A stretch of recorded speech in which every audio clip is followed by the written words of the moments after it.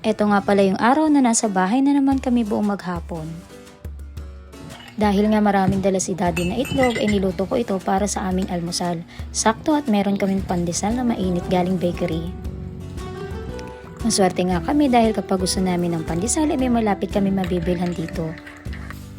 Noong bata pa kasi ako sa aming probinsya ay walang bakery. Kaya naman kapag gusto namin bumili ay maglalakad pa kami at sasalubungin namin ang nagrarasyon para hindi kami maubusan. Matutuwa ka nga kasi madilim-dilim pa ay may mga tao na naglalakad. Kapag ganito nga ang aming palaman ay talaga naman napaparami kami ng kain.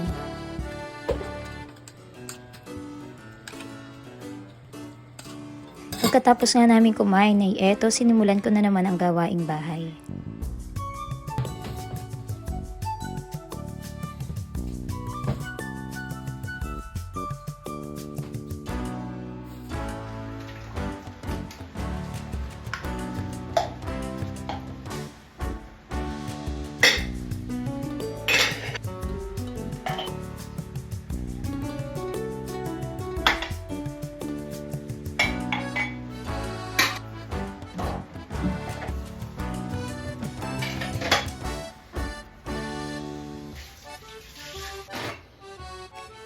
Habang nga ako ay naguhugas ay etong aking bunso ay abalang-abala sa panonood ng TV. Pagkatapos nga nito ay sinimulan ko naman magluto ng tanghalian. Naalala ko nga na may sayote pa ako sa rep kaya naman saktong-sakto na igisa ito. Alam nyo ba nung maliit pa ang aking bunso, pinapapak lamang niya ang gulay na ito. Pero habang lumalaki siya, nagiging mapili na siya sa pagkain. Nilahukan ko nga rin ito ng malunggay. Sabi nga pala ng marami ay marami itong sustansya. Kaya naman ang hilig ko itong ilahok sa sayote o kaya naman ay sa munggo.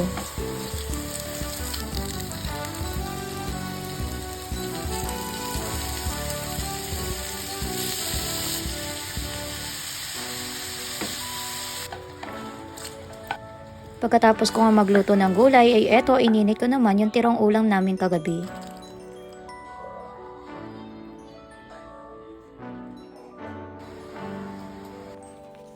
Fast forward nga tayo mga mi at eto tayo naman ay nag-ayos ng salas. Sakto nga at etong nilabhan ni daddy ay tuyo na. Maswerte rin talaga ako at si daddy ay naaasahan ko sa gawaing bahay. Kaya naman kapag wala akong pasok ay eto sinisigurado kong naaabyad ko ang bahay. Eto na rin kasi ang pagkakataon ko para makapag-general cleaning. Habang nanonood nga ang mga bata ng TV ay bigla na lang dumating ang parcel ni ate. Meron kasi siyang napera nung nakaraan niyang birthday. Ang bilis nga lang din ng panahon, dati-dati ang mga ino-order ni ate ay mga laruan, pero ngayon ay mga damit na. Well, anyway, kung ikaw nga ay isang nanay, isa sa mga gawain mo ay walang katapusang pagtitiklop ng mga damit. Pero maigi na nga lamang at tinutulungan din ako ni ate. Kinagabihan nga ay eto nagluto naman ako ng hapunan. Sa oras nga na iyan ay medyo nakakaramdam na rin ako ng pagod, kaya naman madaling ulam na lang ang aking niluto. Saktong-sakto nga naman ay meron pa kaming dumpling tsaka hotdog sa ref. Alam nyo ba, habang nagluluto ako ng aming hapunan ay bigla na lamang naubos ang aming gasol. Buti na lamang naisip ko na meron kaming electric stove. Galing nga pala ito sa aking bunsong kapatid. At tamang-tama talaga kapag nauubusan ka ng gasol ay saktong-sakto ito. Ang pagkakaalam ko nga ay nabili niya ito online.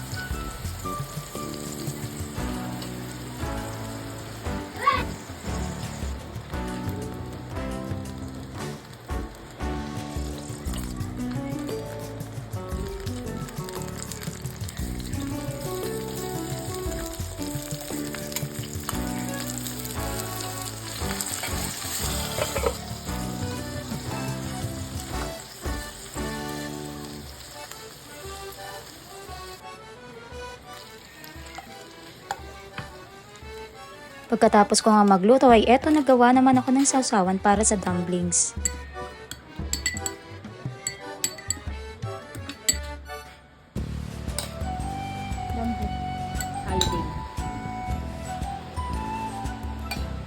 So hanggang dito na lang. See you on our next vlog.